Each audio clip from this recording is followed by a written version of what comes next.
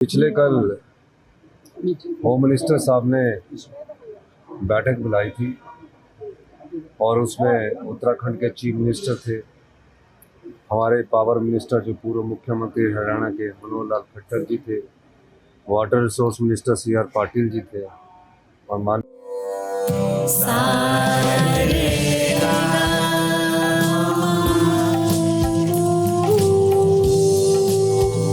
तुम लोगों को पता होना चाहिए कि साथ पढ़ने, उठने, बैठने, खेलने या साथ में गाना सीखने से HIV नहीं फैलता। इसलिए HIV स्टेटस के कारण भेदभाव अब नहीं चलेगा। आपके HIV स्टेटस के कारण कोई भी भेदभाव करता है तो इसकी शिकायत राज्य के ओम्बुड्समैन के पास दर्ज करें, क्योंकि HIV स्टेटस के कारण भेदभाव अब नहीं चलेगा। होम मिनिस्टर साहब थे और मैं खुद था।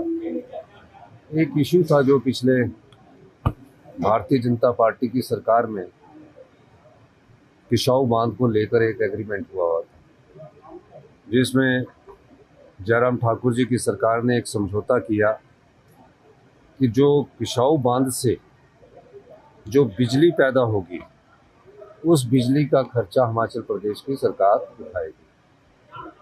जब हमारी सरकार बनी, मैंने कहा कि जिन राज्यों को हिमाचल प्रदेश और उत्तराखंड से पानी जाना है उनको तो भारत सरकार कह रही है कि हम 90% ग्रांट देंगे हरियाणा को, राजस्थान को और दिल्ली को, और 10% ये हरियाणा, दिल्ली और राजस्थान अपने पैसे लगाएंगे, 90-10 की ग्रांट।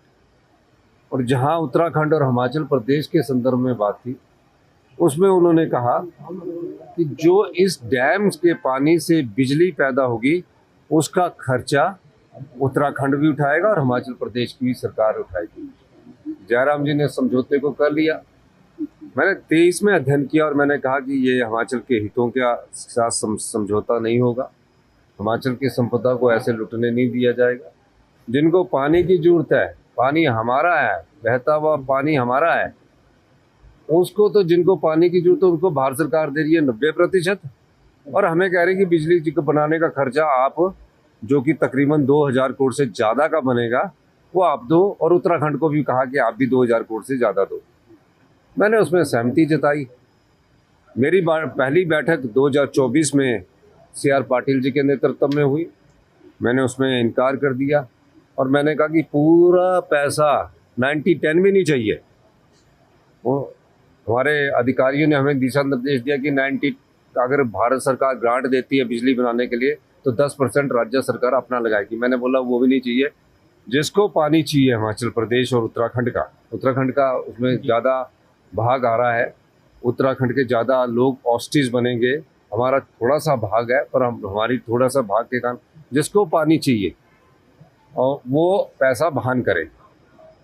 हमारे सेक्रेटरी लेवल्स पर मीटिंग हुई।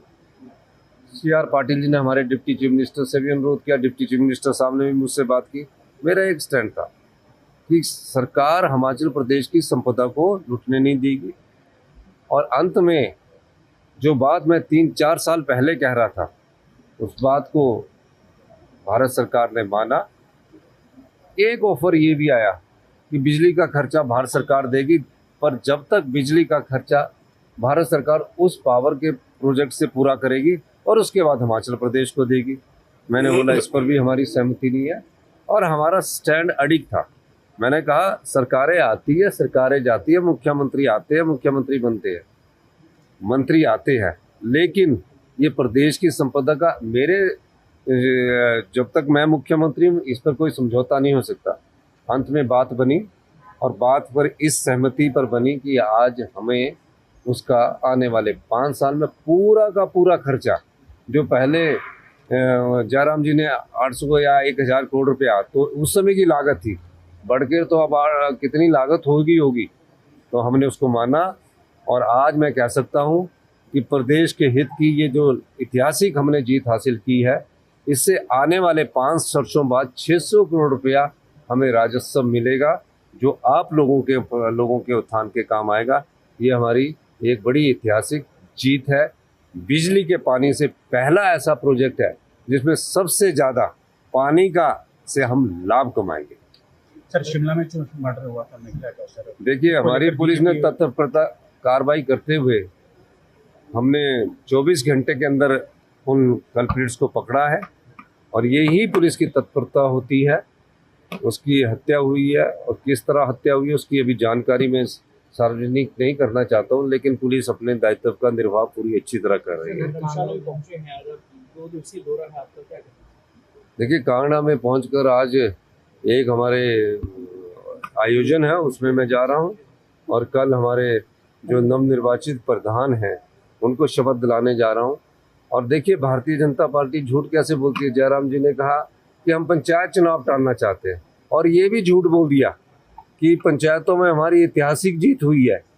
अभी जो यूएलबीज के जो परिणाम आए हैं, एक म्यूनिसिपल कॉरपोरेशन धर्मशाला को छोड़कर जितने भी म्यूनिसिपल काउंसिल है, चाहे वो कांगड़ा की है, चाहे नूरपुर की है, चाहे कहीं और की भी है, 7-8 म्यूनिसिपल काउंसिल्स है, चंबा की भी है, ढलौजी की भी है, तो ये शाहपुर की भी है, नगरोट, सब जगह हमारे पार्षद जीत कर आए। तो अभी तो पहला परिणाम आया ना, और प्रधान हमारे अधिकतर जीत कर आए। आप भी पत्रकार बंधु हैं। बीजेपी ने 251 जगह जिला परिषद के प्रत्याशी घोषित किए, उनके 116 जीत कर आए। हमारे तकरीबन जिला परिषद के 72 या 80 के करीब जीत कर आए। बाकी जो जीत कर आए वो डिसिडेंट्स बीजेपी और डिसिडेंट कांग्रेस के लोग हैं, क्योंकि कांग्रेस ने प्रत्याशी खड़े नहीं किए, तो वो कांग्रेस के ही लोग हैं। जो इन्होंने घोषणा की उसमें से इनके प्रत्याशी अगर देखिए तो 116 के करीब ही जीत कर आए। तो कहाँ जीत है ये? लोकल अर्बन बॉडीज में 53 लोकल अर्बन बॉडीज में, जिसमें 4 म्यूनिसिपल कॉरपोरेशन के चुनाव भी हुए, हम 30 जगह जीते हैं, जिसमें एक म्यूनिसिपल कॉरपोरेशन पालमपुर है। भारतीय जनता पार्टी 20 जगह जीती है, जिसमें 3 म्यूनिसिपल कॉरपोरेशन इनकी है और 3 जगह अभी बराबर चल रहा है। तो ये आने वाले समय में आपको पता लगेगा। सच्चाई को आप टाल नहीं सकते। सोशल मीडिया में आपने 3 कॉरपोरेशन के चुनावों को इतना बड़ा साबित कर दिया जैसे बहुत बड़ा मैंडेट है, जबकि एक विधानसभा का 30% एरिया है और म्यूनिसिपल काउंसिल भी 20% एरिया है।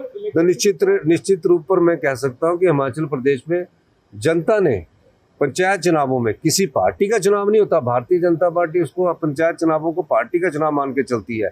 और कोई भी विधायक हमारा प्रधानों पर कोई उसमें इंटरफेयर नहीं करता, जिला परिषद में इंटरफेयर नहीं करता। आपने देखा एक जगह कांग्रेस के 2-2, 3-3 प्रत्याशी खड़े थे। तो ये कहना कि पंचायतों में हमारी जीत हुई है, ये सत्य नहीं है। सर, नगर निगम धर्मशाला में जो कांग्रेस को जो हार का सामना करना पड़ा, जबकि आपका ध्यान पूरा केंद्रित था, उसमें सर आप क्या मानते हैं? सर, मैंने कहीं कंपेन नहीं किया धर्मशाला में, मैंने सिर्फ प्रेस कॉन्फ्रेंस की थी। इलेक्ट्रिसिटी पे जो फंड मिला है उसको लेकर क्या कहेंगे? क्या आप हिमाचल की जनता को कुछ नया सौगात मिलेगी? नहीं, 600 करोड़ रुपया 5 साल बाद आना है।